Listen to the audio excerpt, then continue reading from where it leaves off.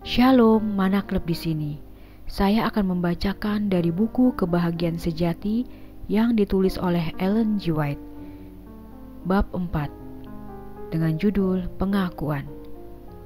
Orang yang melindungkan dosanya itu tak boleh beruntung, tetapi orang yang mengaku dan membuangkan dia, ia itu mendapat kasihan kelak.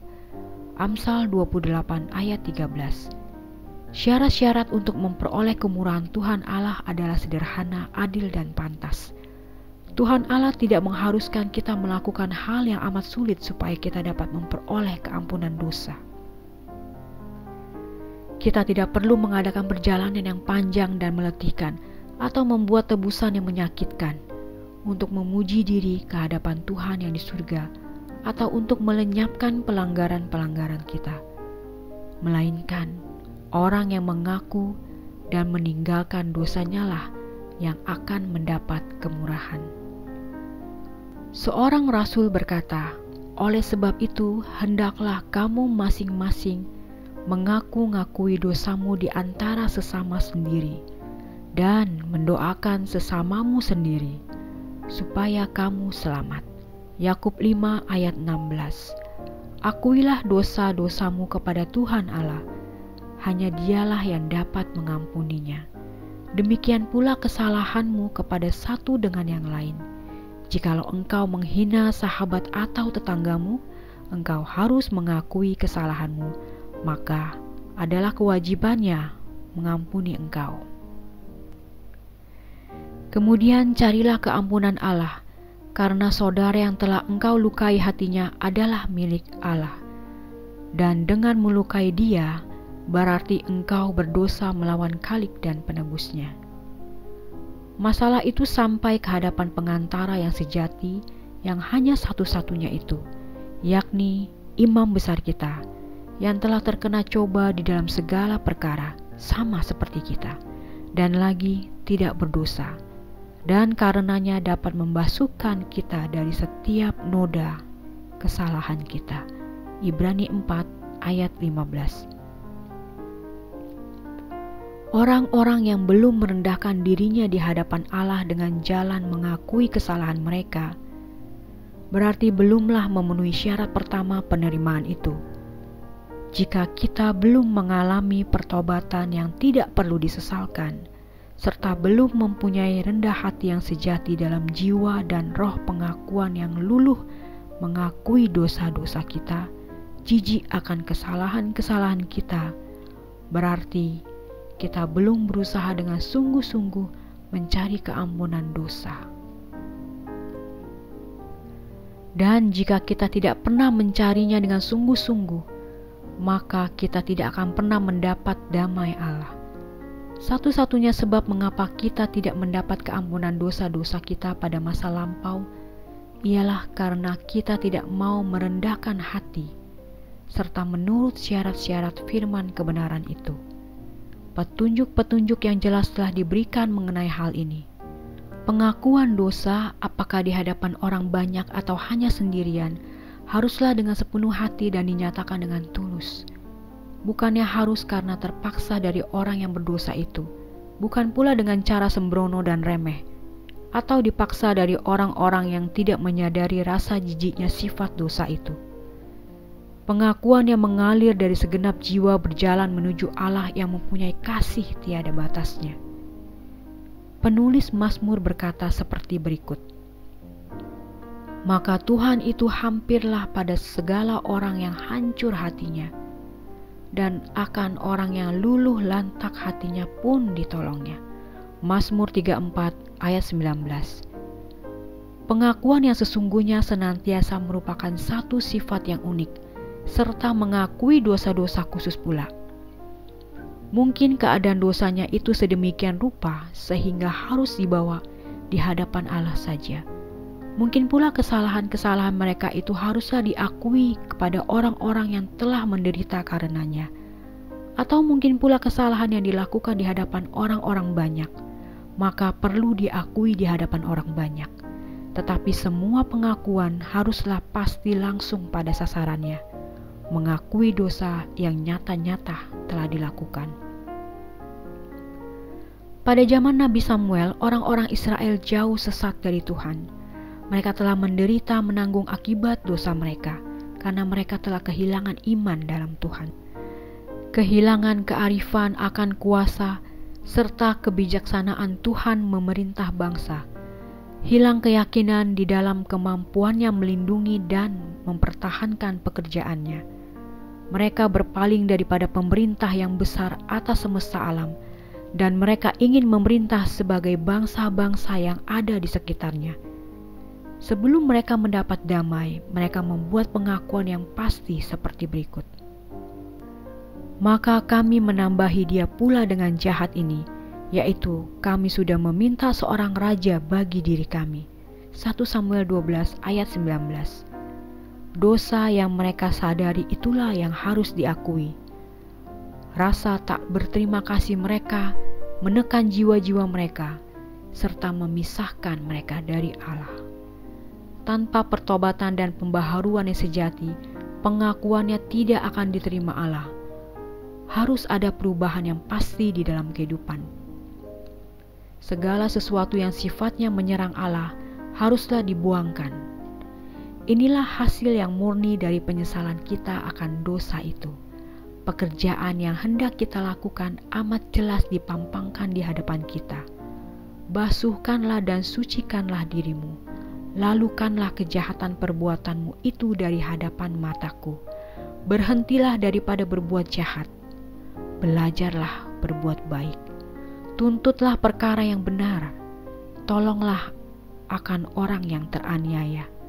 Perbuatlah insaf akan anak-anak piatu, dan bicarakanlah acara orang janda dan perempuan. Yesaya 1 ayat 16 sampai 17. Jikalau orang fasik itu mengembalikan barang gadaian dan mengganti barang yang telah dirampas dan menurut segala syariat kehidupan, sehingga tiada lagi dibuatnya sesuatu yang jahat, niscaya ia pun akan hidup dan tiada ia mati kelak. Yehezkiel 33 ayat 15. Berbicara mengenai pekerjaan pertobatan ini, Paulus berkata, "Karena perhatikanlah perkara itu juga, yang kamu berduka cita itu, menurut kehendak Allah. Betapa besarnya usaha yang dikerjakannya di dalam kamu, dan lagi jawab dan gusar, dan ketakutan, dan kerinduan, dan kerajinan, dan pembalasan. Di dalam segala sesuatu itu, kamu sudah menyatakan dirimu suci di dalam perkara itu." Apabila dosa sudah mematikan ajaran-ajaran moral, maka orang-orang yang berdosa tidak akan dapat lagi melihat kekurangan tabiatnya, ataupun menyadari hebatnya kejahatan yang telah dilakukannya. Jadi, kecuali dia menyerah dalam kuasa Roh Kudus yang meyakinkannya, maka dia masih tetap tinggal buta terhadap dosa-dosanya. Pengakuan-pengakuan yang diadakannya tidak sungguh-sungguh dan dengan tulus hati.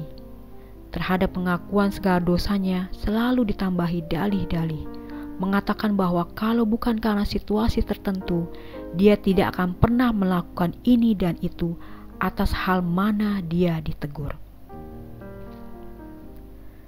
Sesudah Adam dan Hawa memakan buah pohon larangan itu, maka dipenuhi satu perasaan malu dan takut. Mula-mula yang mereka pikirkan hanyalah bagaimana mencari dalih atau maaf atas dosa mereka, lalu lepas dari hukuman maut yang menakutkan itu. Ketika Tuhan Allah menanyakan dari hal dosa mereka, maka Adam menyaut, menyalahkan Tuhan dan teman hidupnya. "Perempuan yang telah Tuhan karuniakan kepadaku itu, ia itu memberikan daku buah pohon itu, lalu kumakan." Lantas perempuan itu pun menyalahkan ular dengan berkata, "Si ular itu menipukan daku, lalu aku makan." Kejadian 3 ayat 12 dan 13. "Mengapa engkau jadikan ular itu? Mengapa engkau membiarkannya datang ke Taman Eden?" Inilah pertanyaan-pertanyaan yang terselubung di dalam dalihnya atas dosanya, justru menuduh Allah bertanggung jawab atas kejatuhan mereka kepada dosa.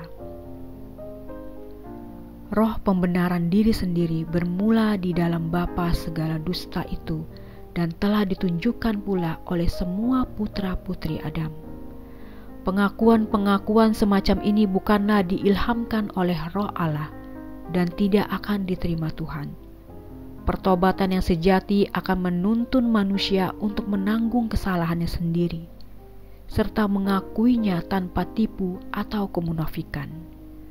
Seperti seorang pemungut bea yang tidak berani mengangkat kepalanya menengadah ke langit, dia berseru, "Ya Allah, kasihankanlah aku yang berdosa ini."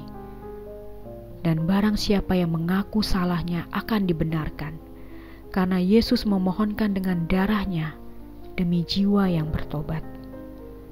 Berbagai teladan dari hal pertobatan yang murni dan kerendahan hati di dalam firman Tuhan menunjukkan satu pengakuan di dalam mana tiada dalih untuk dosa atau usaha mencoba membenarkan diri sendiri. Rasul Paulus tidaklah berusaha menudungi dirinya sendiri. Dia melukiskan dosanya dalam corak yang sehitam-hitamnya. Tidak berusaha mengecilkan kesalahannya.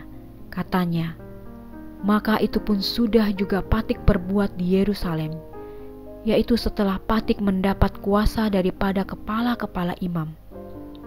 Lalu Patik kurungkan beberapa banyak orang suci di dalam penjara. Dan tatkala mereka itu dibunuh, Patik pun menyukakannya. Dan kerap kali Patik siksakan mereka itu di dalam segala rumah sembahyang itu, dan memaksa mereka itu menghujat. Dan sebab tersangat geram akan mereka itu, Patik hambat walaupun sampai di negeri asing."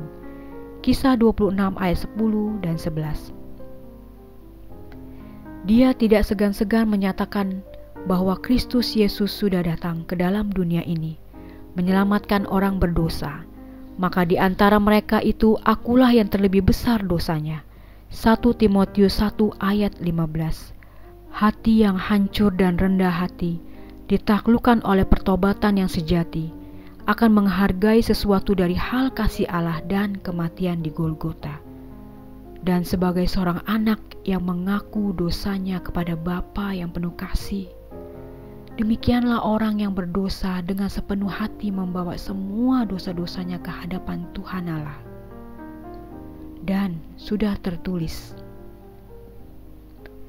"Jikalau kita mengaku segala dosa kita, maka Allah itu setia dan adil, sehingga Ia mengampuni segala dosa kita dan menyucikan kita daripada segala kejahatan." 1 Yohanes 1 ayat 9. Demikianlah bacaan buku Kebahagiaan Sejati bab 4 yang berjudul Pengakuan. Tuhan memberkati.